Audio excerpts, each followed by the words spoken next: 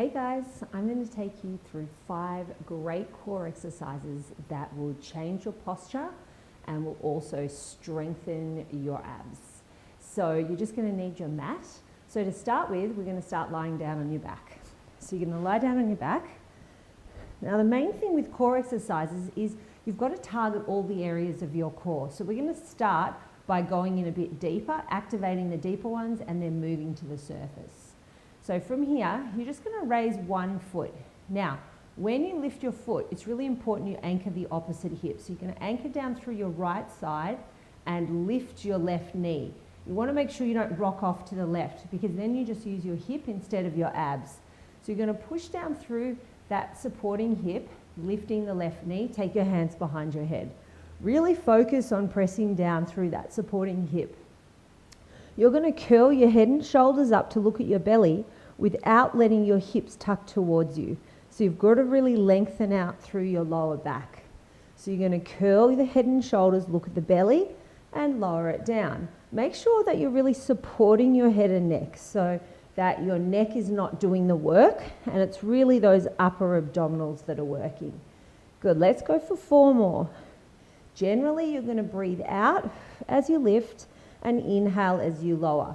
If you're moving your knees around or your hips, it means you're generating the work from your hips and lower back. So you want to make sure that you're really isolating the movement in the head and shoulders. Last one. And curl up and lower. Let's swap to the other side. So you're going to anchor the left hip into the floor. Really anchor it. Raise your right knee, making sure that left hip stays anchored into the floor. You're going to breathe out and curl up. Slowly lower down. The leg that's lifted, make sure that the foot's not too far up like that because you'll overwork your quad. So bring the foot down a little bit so that you're offloading that leg. And down. Exhale to lift. Breathe in to lower. 4 to go. 4. Good. And exhale. 3. And 2. 1 more. 1. Good. Then from here, you're going to lift both your feet up. You want to make sure that your knees aren't tucked into your chest. So keep them just over the top of your hips. You're going to breathe out, look at your belly, hold your position. Tap one heel down on the ground, then the other, keeping your head and shoulders off the floor. So you're going to go for about 6 here, and then you lower your chest back down. So you're going to curl your head and shoulders up without letting the knees come into the chest. Hold your position, shoulders are off the floor, and then alternate the tap. Keep it going. Good. For 2 more. And then lower it down. So really waking up those upper abdominals and deep abdominals. Last one. Curl it up. Breathe out. Hold your position. Make sure not to hold your breath at the top. Tap the opposite heels down. If you want to, and you want to make it a little bit more advanced, you can extend the legs out straight and then lower it down. It's really important, roll it up, and we're going to flip over, that you're always using the right progression so that you're working the muscles correctly.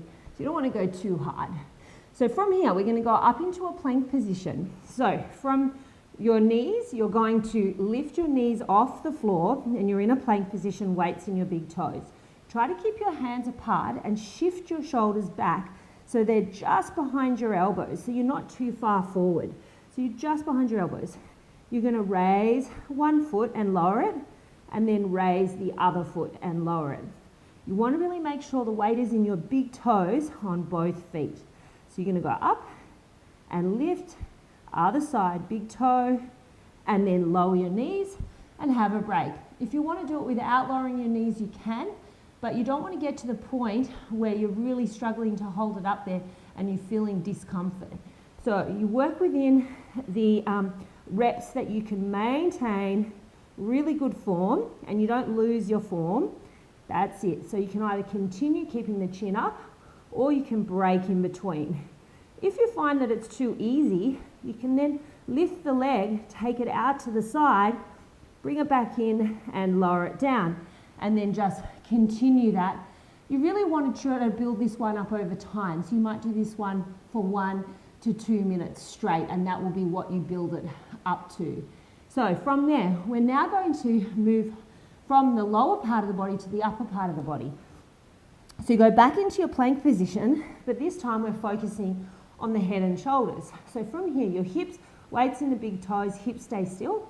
You're going to tuck your chin under, look at your belly button, and then open the chest and look forward.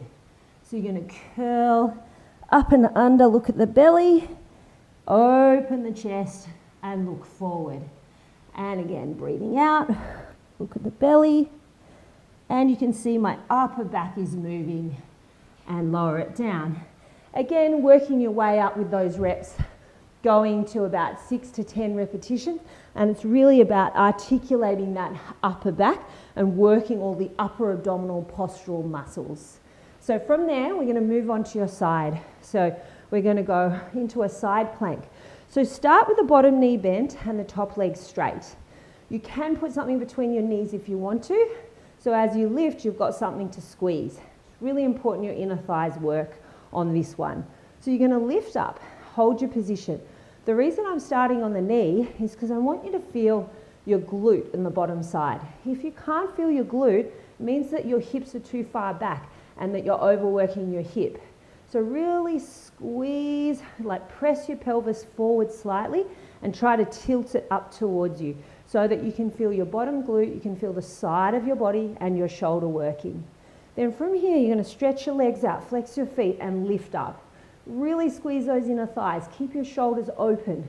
Make sure that you don't dip down to the floor. You might find you can only hold for a few seconds and then you lower your knee and you rest back down, building yourself up to at least 1 minute.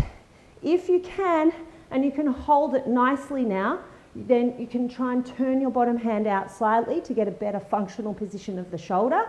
And then you want to try to lift your top leg up and lower it back down, really building that lateral strength and the oblique muscles on the side of the body.